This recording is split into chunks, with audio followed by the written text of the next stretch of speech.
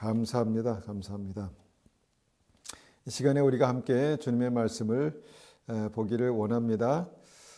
함께 보실 말씀은 누가복음 17장 30절에서 32절입니다. 누가복음 17장 30절에서 32절인데요. 30절과 32절 말씀을 한번 읽어보겠습니다. 30절과 32절입니다. 누가복음 17장 30절입니다. 인자가 나타나는 날에도 이러하리라.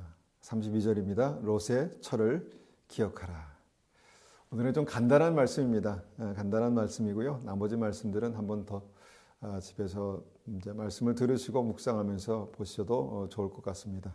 오늘 함께 나눌 말씀의 제목은요, 롯의 처가 망한 이유입니다. 롯의 처. 성경은 롯의 처를 기억하라 라고 이렇게 말씀하십니다. 롯의 처를 기억하라. 롯의 처가 어떤 사람인가요?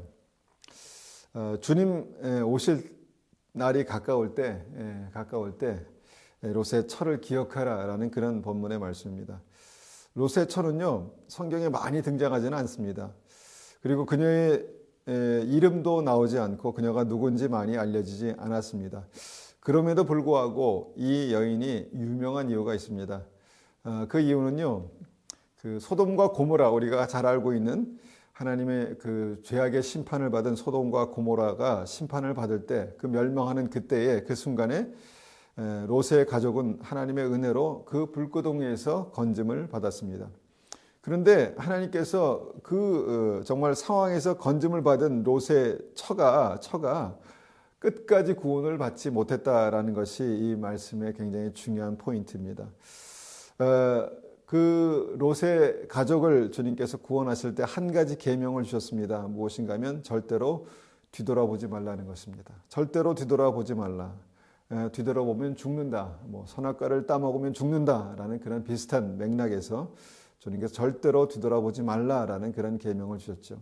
그런데 그때 롯의 처가 그 소돔과 고모라, 그 불구덩이의 멸망의 땅을 빠져나가면서 뒤를 돌아보았다는 것입니다. 뒤를 돌아보았습니다. 그리고 바로 그 순간 소금 기둥이 되어버렸다라는 그런 내용의 말씀입니다. 소돔과 고모라가 어땠을까 우리가 한번 이렇게 생각해 보면, 우리 그 로마 시대에 폼페이가 아마 그렇게 멸망을 받았던 것 같습니다. 폼페이가 그 화산의 어떤 그 폭발로 말미암아 화산의 그 불구덩이, 그러니까 화산의 재와 그 불이 그 도시에 떨어져서 한순간 그 도시가 멸망하는 그런 역사 속에 있죠. 마찬가지로 소돔과 고모라가 그렇게 주님 앞에 멸망을 당했다는 것입니다. 그리고 마지막 때에 주님께서 세상을 심판하실 때 그 믿음을 살아가고 있는 우리에게 주님께서 말씀하시기를 롯의 처를 기억하라 라는 말씀을 하신 것이죠. 자, 롯의 처를 기억하라. 무엇을 기억하라는 말씀인가요? 무엇을 기억하라는 말씀일까요? 이름도 출신도 아무것도 기록해 놓지 않으신 어떤 그 주님께서 성경의 그 롯의 처의 어떤 이 사건을 보면서 롯의 처를 기억하라. 어떤 것을 기억하라 라는 말씀일까? 한번 생각해 봅니다. 구원의 날에 뒤를 돌아보다가 소금 기둥이 되었다라는 그 사실을 기억하라는 말씀이겠죠. 근데 우리가 한번 생각해 봅니다. 뒤를 돌아다보는 게 그렇게 엄청난 잘못인가? 여러분 어떻게 생각하십니까? 물론 긴박하죠. 주님께서 빨리 그것을 도망가라라고 말씀하셨고 상황이 매우 긴박합니다. 급박합니다.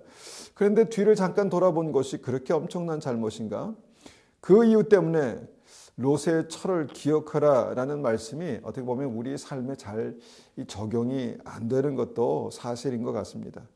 왜 뒤를 돌아보지 말라고 하신 걸까? 물론 하나님께서 말씀하셨기 때문에 뒤를 돌아보지 말아야 했습니다.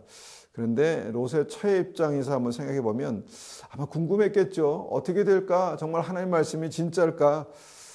그러면서 그런 생각을 하면서 뒤를 돌아다 보았다는 것입니다. 그런데 또 반대로 생각해 보면 그 상황에서 굳이 하나님께서 돌아다 보면 죽는다라고 말씀하셨는데 그럼에도 불구하고 뒤를 돌아다 봐야만 했을까라는 생각을 합니다.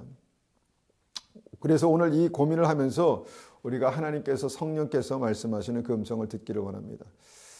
여러분, 소돔과 고모라가 망한 이유가 무엇입니까? 그 이유는요, 소돔과 고모라 그 도시의 죄악이 이 목구멍까지 가득 찼기 때문입니다. 이것을 어떻게 우리가 표현할 수 있을까? 아마 방탕이라는 단어로 그렇게 표현할 수 있을 거라고 생각합니다.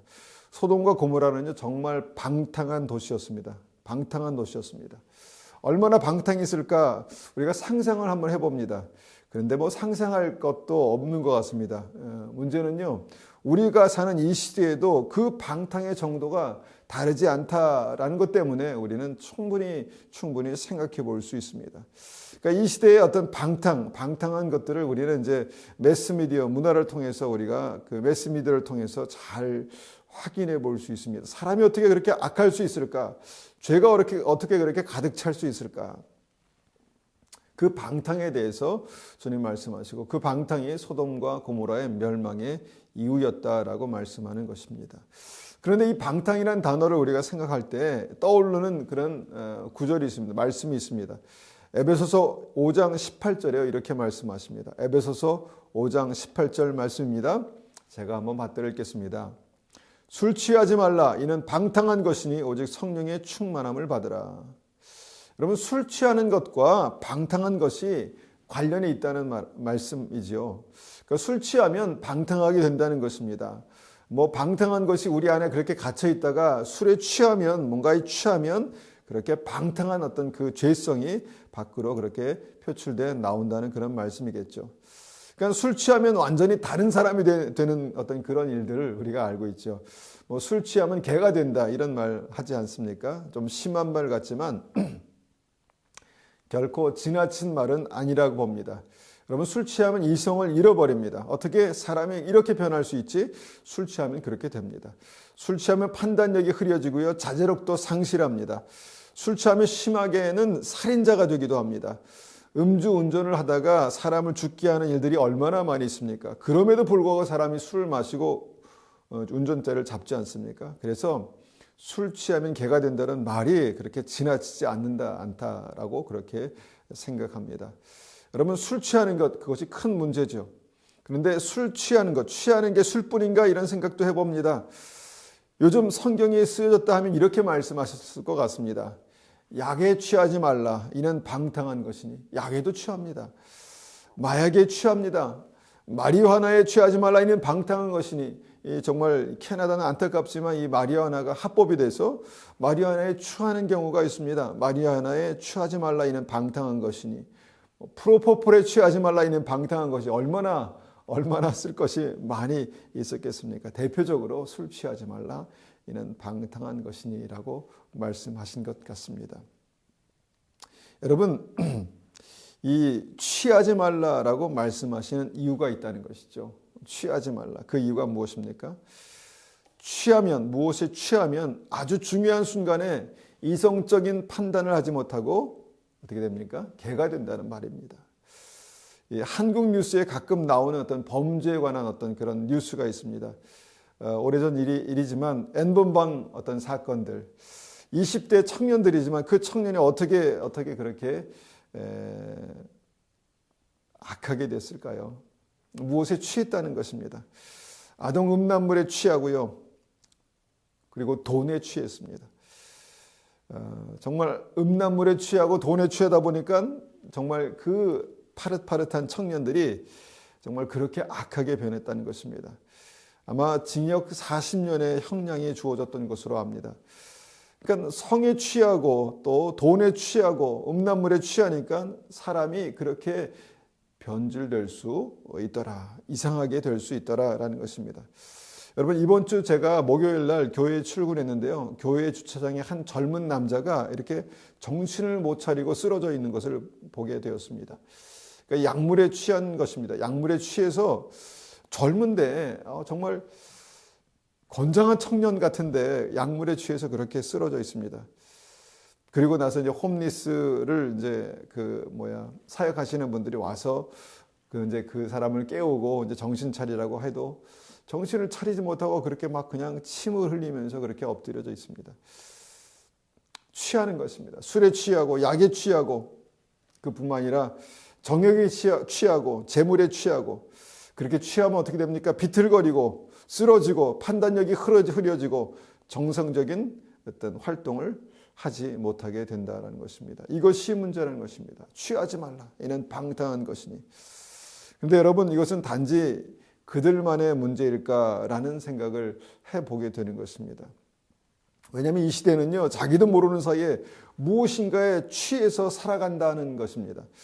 자기도 모르는 사이에 취하는 사람이 취하는 것을 알까요? 물론 알겠죠. 근데 그것을 멈추지 못합니다. 그냥 취해도 계속해서 그 취한 것에 자기를 방치하게 됩니다. 이 세상 사람들이, 우리가 살고 있는 이 시대의 사람들이 무엇인가에 그 취해서 살아간다라는 것은 우리가 부인할 수 없는 사실입니다. 뭐 약물이나 뭐 어떤 그 술, 그것을 떠나서 어떤 것들이냐면 뭐 쇼핑 중독, 쇼핑에 취해서 살아가는 사람들, 게임 중독, 게임에 취해서 살아가는 사람들, 인터넷 중독, 인터넷에서 눈을 떼지 못하고 살아가는 사람들, 자기도 모르는 사이에 그것에 취해서 살아간다는 것입니다.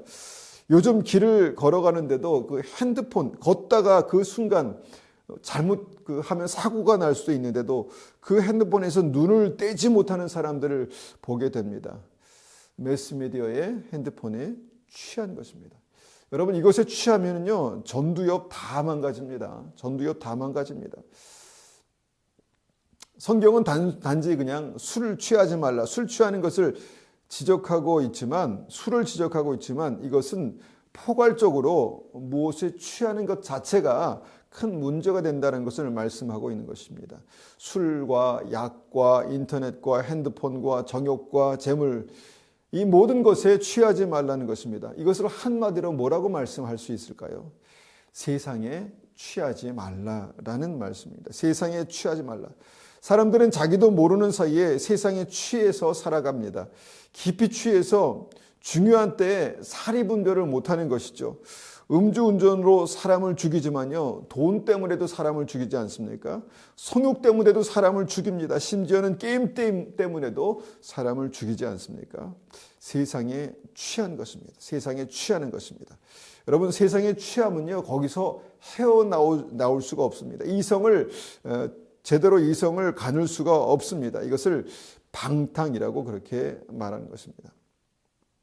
그래서 오늘 본문으로 돌아와 보니까 롯의 처가 무엇이 문제였을까? 바로 롯의 처는요, 소돔과 고모라라는 세상에 취해 있었다라는 사실입니다. 주님께서 그것을 뒤돌아보지 말라라고 말씀하셨는데, 뒤돌아보면 죽는다라고 말씀하셨는데, 왜 몇 시간 그것을 참지 못하고 뒤를 돌아보았을까?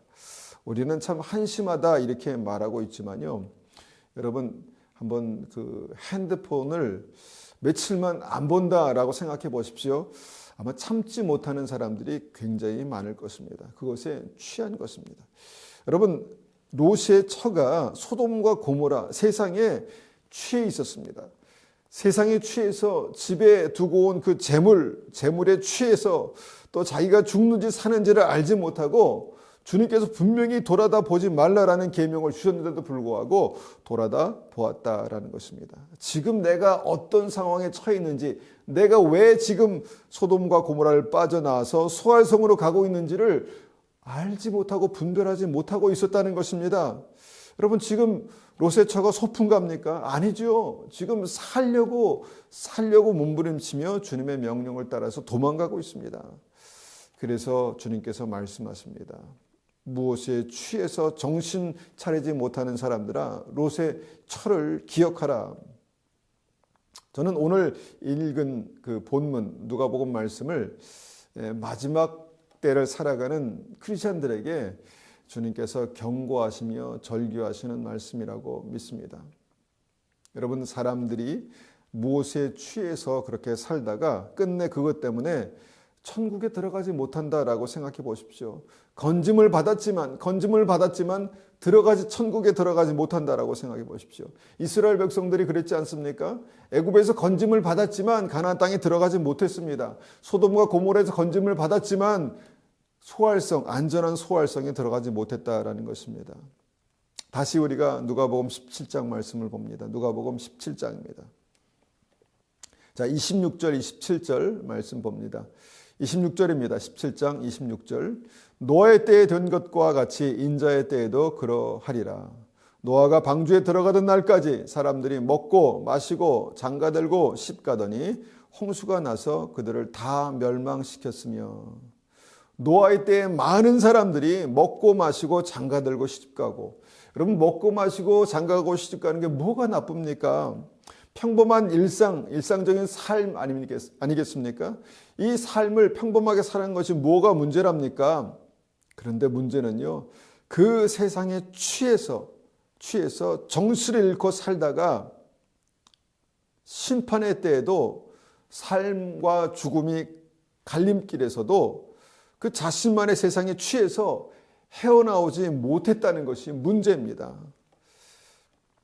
여러분, 그렇게 취해서 살다가 구원의 방주에 들어가지 못했다는 것이 말씀의 핵심입니다. 요즘 TV를 보자면 먹방하는 사람들 종종 봅니다. 음식을 맛있게 먹는 거 참 복스럽고 좋습니다. 그렇게 보고 있으면 순간 저도 취해서 나도 먹고 싶다, 나도 저 맛있는 음식을 먹고 싶다라는 그런 생각이 듭니다. 그러다가 정신을 차리고 그런 생각을 해봤습니다. 저 사람은 살기 위해 먹을까, 먹기 위해 살까? 여러분 어떻게 생각하십니까? 저 사람은 살기 위해 먹을까요, 먹기 위해 살까요? 여러분, 먹기 위해 산다면, 사람이 먹기 위해서 산다면 술 취해서 개가 되는 것처럼 먹을 것에 사육되는 돼지가 아니겠습니까? 먹기 위해서 사는 사람, 그런 사람이 어디 있을까요? 그런데 있을 수도 있다라고 봅니다. 여러분, 뭐가 다르겠습니까? 취해서 개가 되고 취해서 돼지가 되고, 이 시대 모든 사람들이 취해서 무언가 되어서 살아가고 있다라는 것입니다. 쇼핑에 취해서 정말 내가 다 쓰지 못할 것을 계속 사들입니다. 정치에 취해서 나와 정말 일면식도 없는 사람을 증오하고, 한 번도 본 적이 없는데 그를 미워하고 증오하고 판단하고. 얼마 전에 건국 전쟁이라는 영화가 나왔다고 합니다. 저는 보지 않았는데 이승만 전 대통령의 업적을 그린 영화라고 하여서 이슈가 되었습니다. 그 영화를 이제 긍정적인 어떤 면을 그렇게 표현했겠죠. 감명받은 사람들이 이승만은 건국의 아버지다 이렇게 말합니다. 그런데 또 다른 편에서 우리가 몰랐던 이승만과 김구의 실체라는 그런 다큐를 냈더라고요.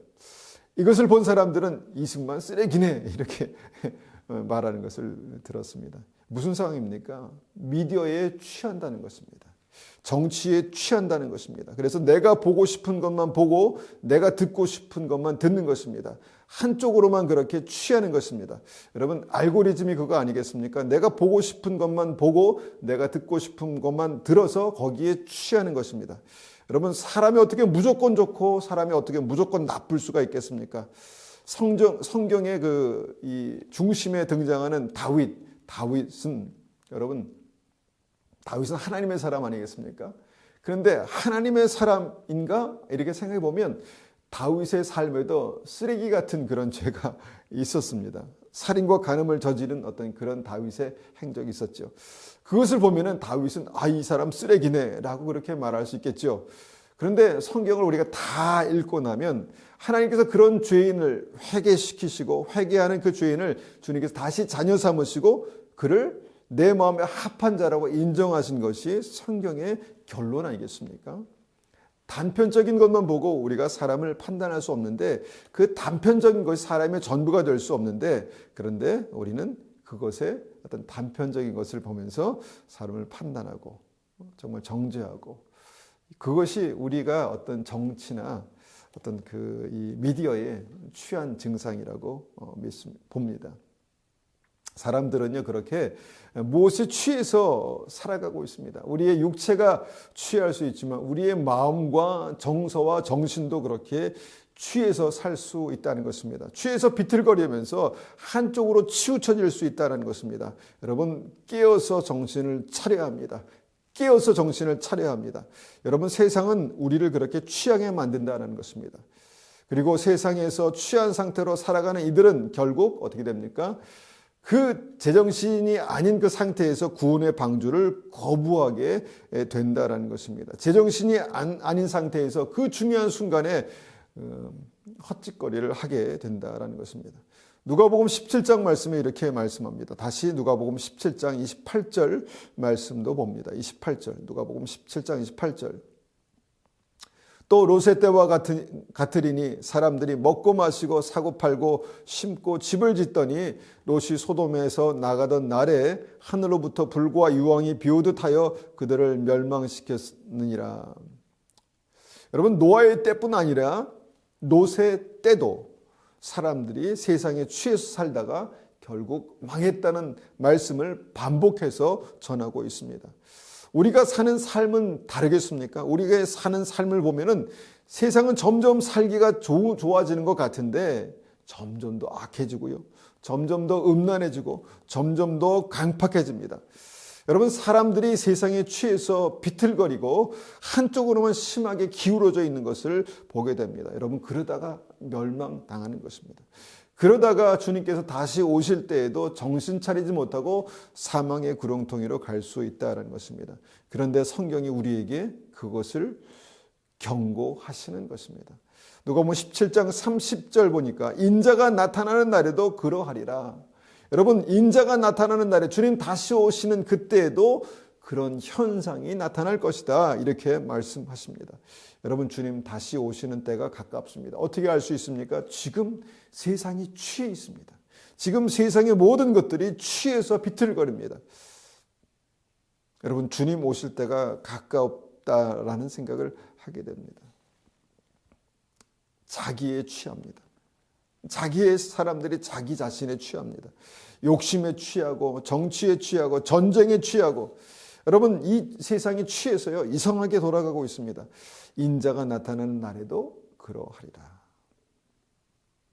이것을 여러분 성령님의 전류로 들으시기를 축원합니다. 여러분, 취한 것에서 깨어나야 합니다. 그래서 32절에 롯의 처를 기억하라 라고 말씀하신 것입니다.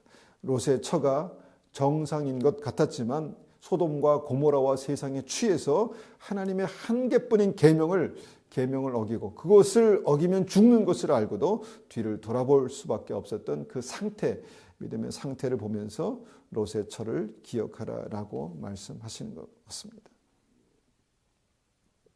여러분, 1592년에 이탈리아의 수도를 이탈리아에서 수로를 만들기 위해서 땅을 파다가 15세기 만에 로마 폼페이의 참상을 발견했다고 합니다. 화산이 폭발하고 20분 만에 모두 질식하고 정말 그것에 화산체가 정말 덮여서 불덩어리와 용암이 덮여서 완전히 망한 도시입니다. 여러분, 그 사람들이 20분 전에 아니면 1시간 전에 그 일들이 올 줄 알았겠습니까? 갑자기 그렇게 된 것입니다. 갑자기 한순간에 주님께서 도적같이 오리라 말씀하십니다. 주님 오실 때도 그렇게 갑자기 우리의 삶에 나타나실 것입니다. 주님, 저는 몰랐습니다. 주님께서 이렇게 갑자기 오실 줄 몰랐습니다. 라고 그렇게 말할 수 있겠죠. 그래서 주님께서 말씀하십니다. 롯의 처를 기억하라. 롯의 처를 기억하라. 이번에 저희 어머님 소천하시기 직전까지 늘 말씀하신 것이 있습니다. 내가 10년만 더 살아야 되겠다. 10년 더 살면서 내가 이 땅에서 마무리해야 될 주님의 일들을 감당하겠다라는 그런 말씀을 하셨습니다. 그리고 병원에 중환자실에 입원하시기 전날까지 새벽 예배를 다녀오셨습니다. 병원에 들어가실 때까지만 해도 그렇게 정말 그 하늘나라 가실지 모르셨던 것이죠. 한 달 만에 소천하셨습니다. 저는 어머님의 삶을 다시 한번 이렇게 보면서 우리의 삶이 이 땅에서 우리의 삶이 너무너무 잠깐이다라는 생각을 해봅니다. 너무너무 잠깐입니다.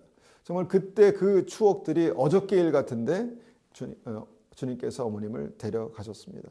여러분, 우리도 잠깐입니다. 우리 인생도 잠깐입니다. 그냥 오늘 우리가 성실하게 오늘을 살고 또 내일을 살아갑니다. 그러나 우리의 인생은 영원하지 않다는 것을 늘 마음 가운데 새기고 사는 것이 필요합니다. 갑자기 주님께서 부르시면 그때가 마지막입니다. 그때가 마지막입니다.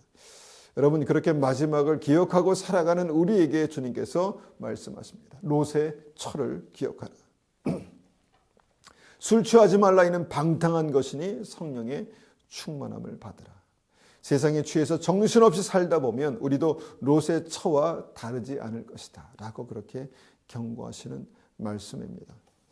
그러면 어떻게 여러분 술 취하지 않을 수 있습니까? 어떻게 세상에 취하지 않을 수 있습니까? 여러분 성경이 제시하시는 단 한 가지 취하지 않는, 술 취하지 않는, 성령의 세상에 취하지 않는 단 한 가지 방법은 성령의 충만함을 받는 것이다 말씀합니다. 술 취하지 말라 있는 방탕한 것이니 성령의 충만함을 받으라. 여러분 성령의 충만함이 무엇입니까? 성령의 충만함을 경험해 보셨습니까? 성령의 충만함에 어떤 반응이 나타납니까? 성령이 충만하면 어떤 삶의 증거들이 나타납니까? 하나님 영으로 충만한 것이 어떤 것입니까?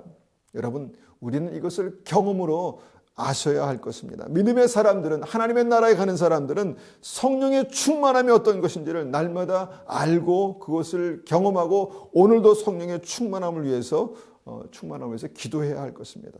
여러분 성령 충만할 때 말할 수 없는 기쁨이 있습니다. 채워지는 기쁨이 있습니다. 하늘의 기쁨이 있습니다. 성령 충만할 때 주시는 하나님의 평강이 있습니다. 성령 충만할 때 주시는 하나님의 담대함이 있습니다. 성령 충만할 때 역사하시는 하나님의 지혜와 능력이 있습니다. 여러분 성령 충만하면 세상에 취하지 않을 수 있습니다. 여러분 세상에 살면서 어떻게 세상을 마시지 않고 살 수가 있나요? 보고 듣고 정말 살아가는 곳이 세상 아니겠습니까? 여러분 세상에 그렇게 살면서 세상을 마셔도 여러분 취하지 않을 수 있을 만큼 어떻게 합니까? 절제하는 것입니다. 절제하는 것입니다. 내가 이것을 계속해서 보면, 내가 이것을 계속해서 들으면, 내가 정말 무절제하게 이것을 계속해서 받아 먹으면 세상에 취할 수 있다라는 사실을 인지하고 절제하는 것입니다. 성령 충만한 사람만 그것을 할 수 있습니다. 여러분 성령 충만하면 늘 깨어서 중요한 순간순간에 무엇이 하나 앞에 옳은 삶인지를 분별하며 살아갈 수 있다는 것입니다. 여러분 그래서 성령 충만함을 받으셨습니까? 날마다 성령의 충만함을 간절히 갈망하고 계십니까? 성령의 충만함으로 하나님의 마음을 알고 이해하고 계십니까? 여러분 어떨 때 성령의 충만함을 받으십니까? 성령의 충만함을 받아야 세상에 취하지 않고 살아갈 수 있습니다. 세상에 취하지 않고 정말 멸망의 길로 가지 않으려면 성령의 충만함을 받는 방법밖에 다른 길은 없습니다. 술 취하지 말라 이는 방탕한 것이니 성령의 충만함을 받으라. 여러분 성령의 충만함을 간절히 사모하시기를 축원합니다. 성령의 충만함을 주도록 날마다 기도하며 간구하시기를 축원합니다. 우리가 한번 같이 말씀을 가지고 기도하겠습니다. 함께 성령의 충만함을 주시도록 날마다 성령의 충만함의 믿음의 증거가 우리 삶 속에 나타나고 경험되도록 주님 붙들어 주십시오. 함께 기도하겠습니다.